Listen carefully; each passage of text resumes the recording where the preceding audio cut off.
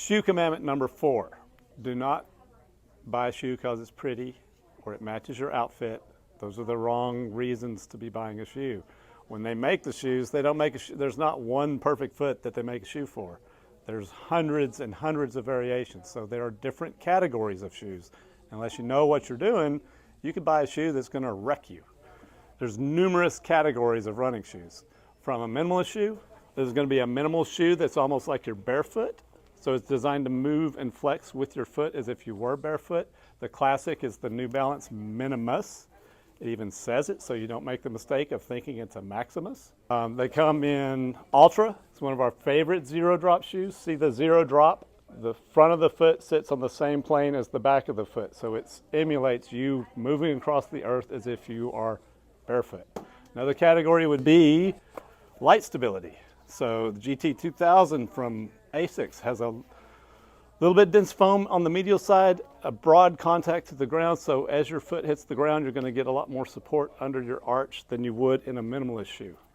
So, but there's light stability, and then max stability. The Brooks Beast, the beast of stability. So again, a really broad platform. They use guardrails on the sides of the shoes that keep your foot centered, so it kind of can't go in, can't go out. It's going to be forced down the middle. It's also a linear last, so the heel and the toe pretty much line up perfectly, so it eliminates the ability of the shoe to get wobbly. A most popular category, the majority of runners need a good neutral shoe. This is a particularly nice PIBA midsole Mount Coast R1. Good ground contact. So again, even neutral shoes nowadays will have good ground contact, which is going to go a long way towards keeping that arch supported. But there's nothing in the shoe guiding your foot in or out. It's basically a launch pad for your foot to go through the middle of the shoe. And there's different features they'll have for that. Hoka's Bondi is kind of the king of cushion. It's their most stacked kind of daily trainer. Stack is the amount of foam in the back of the shoe and in the front of the shoe that keeps your foot off the ground. So that stack, if there's a lot of it, it's going to be a really soft, cushiony kind of memory foam pillow ride under your foot, which is a whole new category of shoes, the Max Stack. So this is the Mag Max from Puma. Again, we've got like a 44 millimeter stack in the heel. So 20 years ago, shoes weren't any higher than 16 or 18 millimeters high. So now we're over 40. So, which is particularly good for the over and 40 crowd, because it's so much easier on the joints and there's just more foam to absorb that shock. Outside of that, you also have speed. So shoes are designed for speed. If you're walking around Disneyland or doing a 60-minute 5K, you don't need a speed shoe. What a speed shoe is designed to do is to have minimal structure. It's super light, super flexible, and it's designed to disappear on your foot and encourage you to land in the front of your foot and push forward. So it has a lot skinnier profile in the back of the shoe because you're not landing like you are when you're jogging or wogging or walking.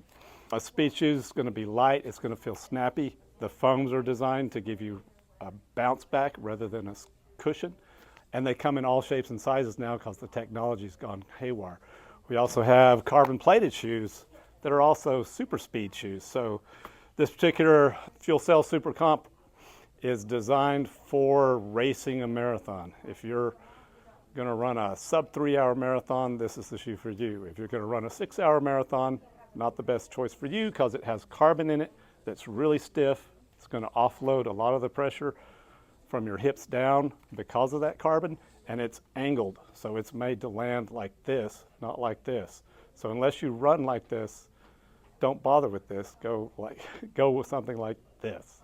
And then everyday speed, just the Magic Speed from ASICS has a nylon plate, so it's got that rigidity of a carbon plate, but it's more flexible and more forgiving. So you can go on tempo runs, racing, 5K to marathon racing shoe. They're all going to be light, snappy, but again, stiffer and designed to land in the front of your foot, not in the middle of your foot. So that is why you don't want to just pick a shoe because it's pretty or it matches your eyes. You want to find a shoe that's the right size, matches your foot, and matches the biomechanics of your foot. So the category matters.